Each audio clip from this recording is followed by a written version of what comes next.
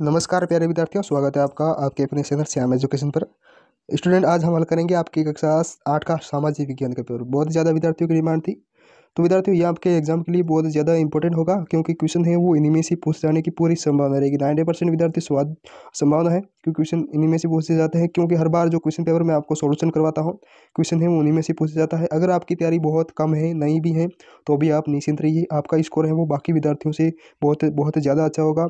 ये मैं आपसे वादा करता हूँ। बस आपसे रिक्वेस्ट करूँगा कि आप वीडियो पूरा देखिएगा, तभी आपको याद होगा। ठीक है, आपका जो समय इतना रहने वाला है, पूर्णांक कितना होगा, और पूर्णांक तो हर जो आप देख सकते हो पूर्णांक कितना रहेगा।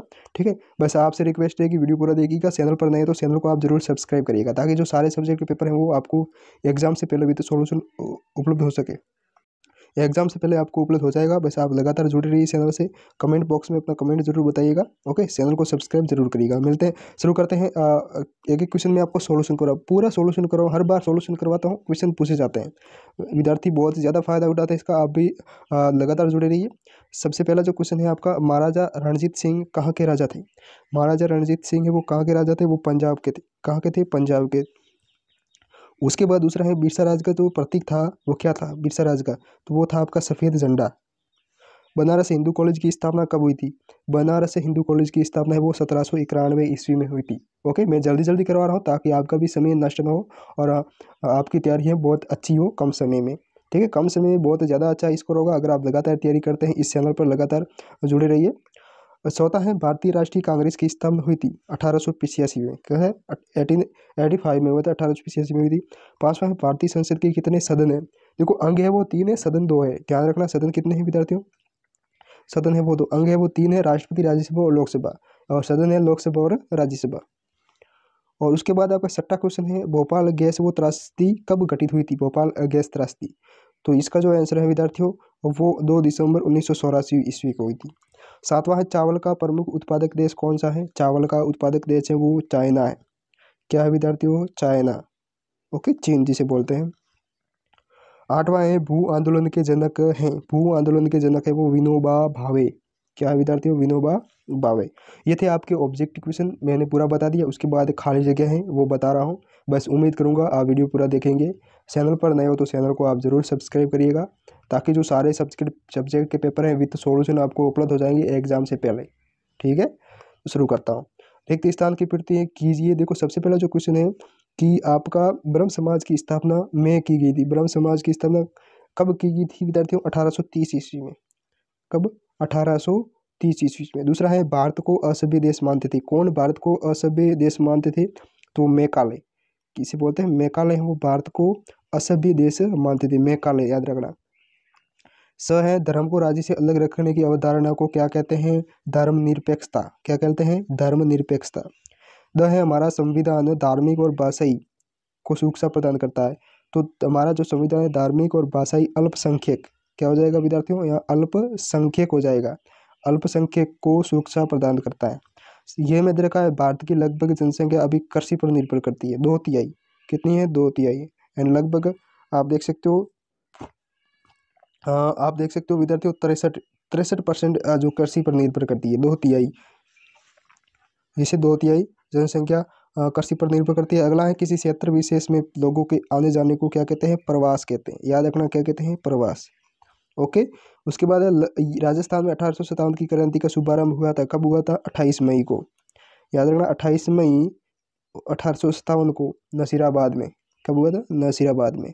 ओके, ये थे आपके खाली जगह। विद्यार्थियों, रिक्वेस्ट करूंगा, आप चैनल पर नए हो तो चैनल को जरूर सब्सक्राइब करिएगा। टेलीग्राम चैनल को जरूर ज्वाइन करना। अगर आप पीडीएफ वगैरह, नोट्स वगैरह सब कुछ प्राप्त करना चाहते हैं तो टेलीग्राम चैनल को जरूर ज्वाइन करिएगा, जिसका लिंक है उस वीडियो के डिस्क्रिप्शन में दे रखा है। ओके, तो आप जरूर ज्वाइन करिएगा टेलीग्राम चैनल को, लगातार जुड़े रहिए।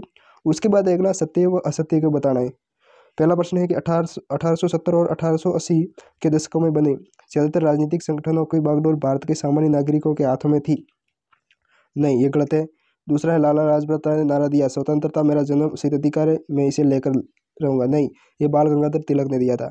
तीसरा है, 1942 में गांधी जी ने नमक कानून तोड़ने की दांडी मार्च किया। गलत, ये 1942 में नहीं था विद्यार्थियों, ये 1930 में था, 12 मार्च 1930।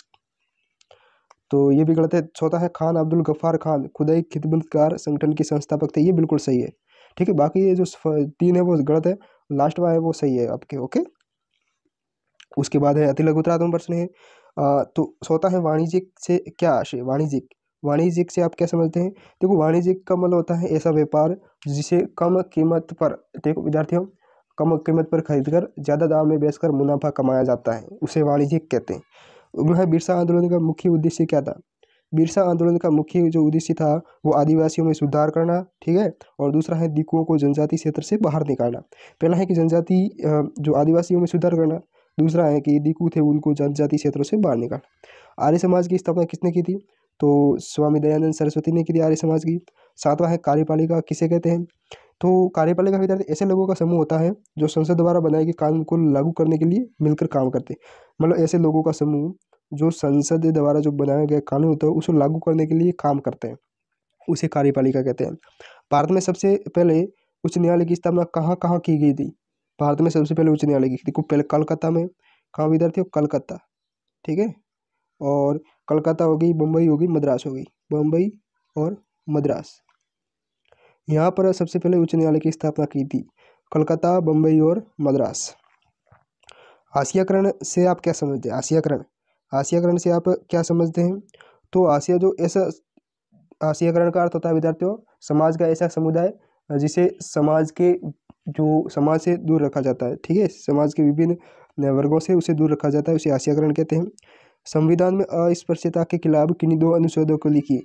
संविधान में जो अस्पृश्यता के जो खिलाफ दो अनुच्छेद थे, तो आर्टिकल 15 और आर्टिकल 17, आर्टिकल 15 और आर्टिकल 17 दो अनुच्छेद है, याद रखना। अगला है 11वां, संसाधन से आप क्या समझते हैं? संसाधन से आप क्या समझते हैं? ऐसे जो वस्तु जिसका उपयोग हम अपने दैनिक जीवन में करते हैं। अगला है तृतीयक क्रियाओं की कोई दो उदाहरण। तृतीयक जो क्रिया है, तो तृतीयक सेवा है उनके दो उदाहरण है। पहला है आप देख सकते हो बैंक, क्या विद्यार्थियों? बैंक। और अगला याद रखना आप, बैंक और यातायात, यातायात, बैंक और यातायात याद रखना, ये तृतीयक सेवा है, तृतीयक क्रिया है, बैंक और यातायात। उसके बाद है अगला है जनसंख्या वितरण किसे कहते हैं? विद्यार्थियों एक बार और रिक्वेस्ट करूंगा, चैनल पर नहीं तो चैनल को जरूर सब्सक्राइब करिएगा, लगातार जुड़े रहिए, लगातार बार बार कह रहा हूँ विद्यार्थियों कि आप लगातार वीडियो देखिए तभी आपको याद होगा, और एग्जाम में, आपके बोर्ड एग्जाम में, आपके जो फाइनल एग्जाम होने वाले हैं उनमें बहुत अच्छा स्कोर प्राप्त होगा, ये मैं आपसे वादा करता हूँ, पूरा सोल्यूशन करवा रहा हूँ, ठीक है। टेलीग्राम चैनल को जरूर ज्वाइन करिएगा, लिंक है वो डिस्क्रिप्शन में दे रखा है। बस उम्मीद करूंगा हम आपके लिए इतना करते हैं तो आपका भी फर्ज बनता है कि आप सपोर्ट करिएगा, चैनल को सब्सक्राइब करिएगा, ठीक है, लगातार जुड़े रहिए। जनसंख्या वितरण कैसे कहते हैं? देखो विद्यार्थियों, जनसंख्या वितरण एक विशेष क्षेत्र में पाए जाने वाले लोगों की जो संख्या होती है उसे जनसंख्या वितरण कहते हैं। वृहत राजस्थान का उद्घाटन किसने किया? तो वृहत राजस्थान का उद्घाटन विद्यार्थियों वो है आपके सरदार वल्लभ भाई पटेल ने किया था, सरदार वल्लभ भाई पटेल। भाषाविद का अर्थ है बताइए? भाषाविद का जो अर्थ है विद्यार्थियों, ऐसे ऐसा व्यक्ति जो बहुत ज़्यादा भाषाओं का जानकार हो उसे भाषाविद कहते हैं। ऐसा व्यक्ति जो बहुत ज़्यादा भाषाओं का जानकार हो। अब आपके लघुतरात्मक यानी निबंधात्मक और लघुतरात्मक मिक्स है क्वेश्चन विद्यार्थियों। मैं आपको क्वेश्चन बता दूं, ये जो आपको तैयार करना है, ठीक है, आंसर यहाँ नहीं बता पाऊंगा क्योंकि लंबे लंबे है, ठीक है, प्रश्न के जो आंसर है वो लंबे है, तो आप किताब या पासबुक की सहायता से याद कर सकते हैं। 16वां 1800 शताब्दी की जो 1800 शताब्दी का सैनिक विद्रोह, जंग विद्रोह कब बन गया? 17 है कि पहले विश्व युद्ध से भारत पर कौन से आर्थिक असर पड़े? 18वां है रेत नील की खेती से क्यों कतरा रहे थे? सब इंपॉर्टेंट है, कह रहा हूँ नोट कर लीजिएगा, पासबुक से याद कर लीजिए या फिर अपनी डेस्क पर या फिर किताब से। 19वां है किसी लोकतांत्रिक देश को संविधान की जरूरत क्यों पड़ती है? रॉलेट एक्ट क्या था? और न्यूनतम वेतन के लिए कानून की जरूरत क्यों पड़ती है? 22वां है कि विश्व के विभिन्न भागों में जनसंख्या का वितरण असमान पाया जाता है, इसका कारण क्या है? और अब स्क्रीनशॉट ले सकते हैं विद्यार्थियों या फिर आप नोट कर लीजिएगा। औद्योगिक प्रदेश पर संक्षिप्त टिप्पणी लिखिए। जनसंख्या पिरामिड क्या है? ये किसी देश की जनसंख्या को समझने में किस प्रकार मदद करते हैं? और 25वां है राजस्थान का एकीकरण एक जटिल और चुनौतीपूर्ण प्रक्रिया है, क्यों? और 26वां है निम्नलिखित को भारत के मानचित्र पर दर्शाइए। लक्षद्वीप, गुजरात, दिल्ली, हिंद महासागर, लद्दाख और राजस्थान। यहाँ आपको 26वें में विद्यार्थियों आपको मैप दिया जाएगा और उसमें आपको दर्शाना है लक्षद्वीप, गुजरात, दिल्ली, हिंद महासागर, लद्दाख और राजस्थान। अगर आप वीडियो देखना चाहते हैं कि मैप को कैसे भरा जाता है तो ऑलरेडी मैंने अपलोड कर दिया है चैनल पर, आप देख सकते हैं, ठीक है। तो उम्मीद करूँगा कि आपने वीडियो को पूरा देखा होगा। तो विद्यार्थियों मैंने पूरा सॉल्यूशन करवा दिया, एक एक क्वेश्चन मैंने बता दिया कौन कौन से एग्जाम में आने वाले हैं, इंपॉर्टेंट कौन से हैं, सभी बता दिए। उम्मीद है कि आपने वीडियो पूरा देखा होगा। चैनल पर नहीं तो चैनल को जरूर सब्सक्राइब करिएगा, टेलीग्राम चैनल को जरूर ज्वाइन करना है, लिंक है वो डिस्क्रिप्शन में दे रखा है इस वीडियो के। मिलते हैं अगले वीडियो में और तब तक आप बने रहिए हमारे चैनल पर। जय हिंद, वंदे मातरम।